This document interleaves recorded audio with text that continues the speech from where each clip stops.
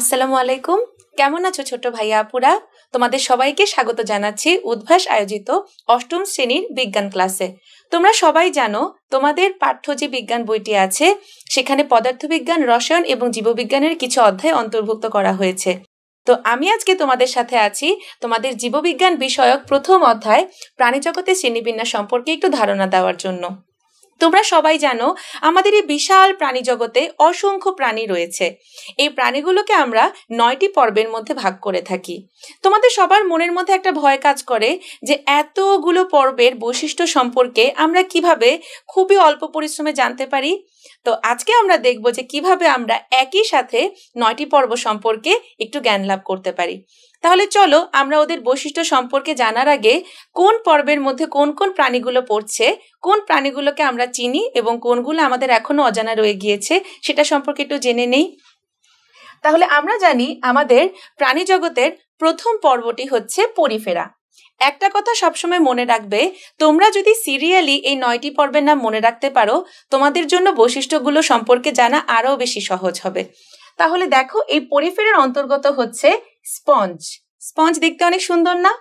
স্পঞ্জের ঠিক পরে আমরা দেখতে পাচ্ছি আমাদের যে নিডারিয়া, নিডারিয়ার মধ্যে পড়বে হাইড্রা জেলিফিশ। এরপরে প্লাটিহেলমিনথিসের মধ্যে পড়বে হচ্ছে চ্যাপ্টা ক্রিমি। তোমাদের মধ্যে কনফিউশন হয় প্লাটিহেলমিনথিস এবং পরবর্তী পর্ব নেমাটোডা নিয়ে। তাহলে মনে রাখবে চ্যাপ্টা জাতীয় কৃমিগুলো পড়বে প্লাটিহেলমিনথিসের মধ্যে আর গোল গোল কৃমিগুলো পড়বে হচ্ছে নেমাটোডার মধ্যে। এর পরবর্তী পর্ব হচ্ছে গিয়ে অ্যানিলিডা। আমাদের যে প্রাণীগুলো দেখলে একদম গা শিরশির করে, কেঁচো যোগ, তারা পরে হচ্ছে অ্যানিলিডা পর্বের মধ্যে। এরপরেই হচ্ছে মলাস্কা, শামুক ঝিনুক, সমুদ্র তীরে গেলে আমরা সবাই দেখতে পাই। এরপরের পর্বটি হচ্ছে আমাদের সবার পরিচিত অ্যাকাইনোডার্মাটা, তারা মাছ। এরপরে আসছে আর্থ্রোপোডা। পড়তে বসলে কানের কাছে ভন ভন করে যে মশাগুলো আসে, আমাদের সবার প্রিয় চিংড়ি, এগুলো এই আর্থ্রোপোডা পর্বের অন্তর্ভুক্ত।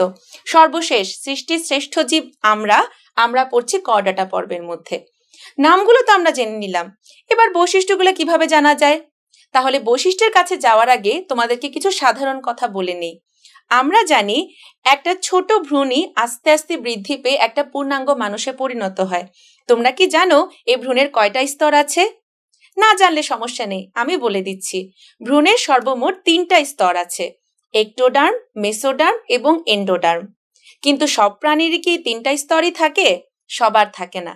তাহলে আমরা কিভাবে মনে রাখবো যে কার 3টা স্তরই থাকবে, কার 2টা স্তর থাকবে, কার কোন স্তরই থাকবে না? দ্বিতীয় কথা হলো, আমরা জানি যে আমাদের জীবদেহের কিছু শারীরবৃত্তীয় প্রক্রিয়া পরিচালনা করার জন্য কিছু তন্ত্রের প্রয়োজন। এই যে আমরা এত খাওয়া দাওয়া করছি, এই জটিল খাবারগুলোকে সরল খাবারে পরিণত করার জন্য আমাদের পরিপাকতন্ত্র প্রয়োজন।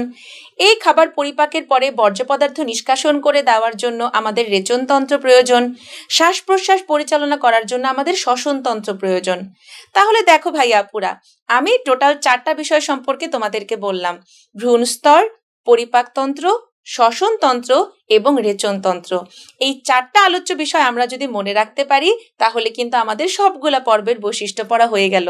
অবাক লাগছে কিভাবে? তাহলে আসো আমরা দেখে নেই। তাহলে আমরা এক নজরেই জেনে নেই যে কিভাবে আমরা একটা ছকের মধ্যে 9টি পর্ব সম্পর্কে একটু ধারণা লাভ করতে পারি। তাহলে আমি তোমাদেরকে ভ্রূণস্তর সম্পর্কে ধারণা দিয়েছিলাম।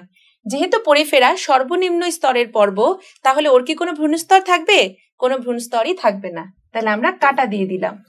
নিডারিয়া 2 নাম্বার পর্ব, তাহলে ভ্রূণস্তর থাকবে 2টা, শুধুমাত্র একটোডার্ম, ভিতরের দিকে এন্ডোডার্ম। 2 নাম্বার পর্ব, 2টা ভ্রূণস্তর।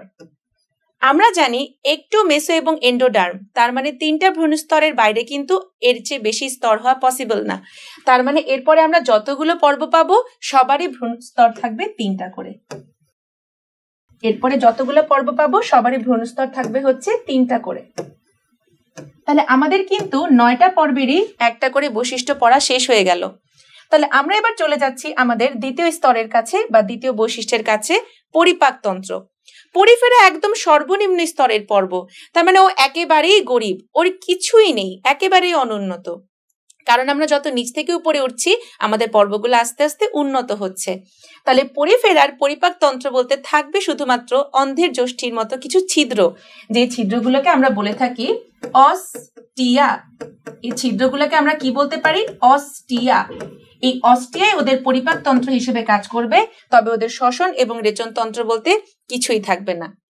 নিডারিয়ার কাছে এসে ওরা যেহেতু একটু উন্নত হয়েছে, তাহলে ওদের একটা বিশেষ অঙ্গ থাকবে যার নাম হচ্ছে সিলেন্টেরন। যার নাম হচ্ছে সিলেন্টেরন। সিল কথাটার মানেই হচ্ছে গহ্বর এবং এন্টেরো কথাটার মানেই হচ্ছে অন্ত্র। তাহলে ওদের যেই ফাঁকা গহ্বরটা ওদের অন্ত্র হিসেবে কাজ করবে, সেই গহ্বরটাকে আমরা বলতে পারি সিলেন্টেরন। কিন্তু ওদের কোনো শ্বসনতন্ত্র নেই, কোনো রেচনতন্ত্র নেই। এরপরে প্লাটিহেলমিনথিস আরেকটু উন্নত হচ্ছে। ওদের পরিপাকতন্ত্র থাকবে, কিন্তু দুঃখের বিষয় সেটা হচ্ছে অসম্পূর্ণ। আস্তে আস্তে কিন্তু আমরা উন্নতর দিকে যাচ্ছি। অসম্পূর্ণ। ওদের কোনো শ্বসনতন্ত্র নেই, কিন্তু ওদের একটা বিশেষ রেচনতন্ত্র আছে, যাকে আমরা বলি শিখা কোষ। আগুনের শিখা বা ফ্লেম দেখেছো না? এই কোষগুলো দেখতে হুবহু সেই শিখার মতো কাজ করে। এই যে শিখার মতো কাজ করে, এজন্য ওদেরকে আমরা বলি শিখা কোষ। নেমাটোডার কাছে এসে এইবার ওরা একটা সম্পূর্ণ পরিপাকতন্ত্র পেয়ে গেল। নেমাটোডাতে এসে ওরা এবার একটা সম্পূর্ণ পরিপাকতন্ত্র পেয়ে গেল। ওদের কোনো শ্বসনতন্ত্র নেই, ওদের কোনো রেচনতন্ত্র নেই। অ্যানিলিডা। অ্যানিলিডা কি কম্পারেটিভলি আরেকটু উন্নত। তার মানে ওদের পরিপাকতন্ত্রও থাকবে, শ্বসনতন্ত্র থাকবে এবং রেচনতন্ত্রও থাকবে।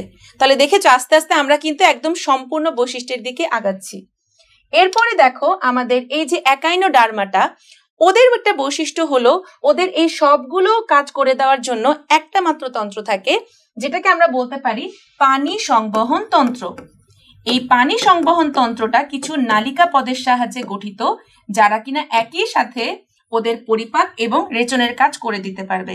তবে ওদের পৃথক করে কোনো সংবহন তন্ত্র থাকে না। তার মানে পানি সংবহন তন্ত্রটাই একাধারে রেচন তন্ত্র হিসেবে কাজ করতে পারে। আর্থ্রোপোডা। আর্থ্রোপোডা আমরা সবাই চিনি, মশা, মাছি, চিংড়ি। তাহলে ওদের ক্ষেত্রে কি আমরা সবকিছুই পাবো? তাহলে ওদের পরিপাকতন্ত্র আছে, শ্বসনতন্ত্র আছে এবং রেচনতন্ত্র আছে। মলাস্কা পর্বভুক্ত প্রাণীদের মধ্যেও কিন্তু আমরা সবকিছুই পাবো। ওদের পরিপাকতন্ত্র থাকবে, শ্বসনতন্ত্র হিসেবে ওদের স্পেশালি থাকতে পারে ফুলকা অথবা ফুসফুস, এবং ওদের কিন্তু রেচনতন্ত্রও থাকবে। আর কর্ডাটা আমরা সবাই জানি, আমরা মানুষ, তাহলে আমাদের তো সবকিছু থাকবেই।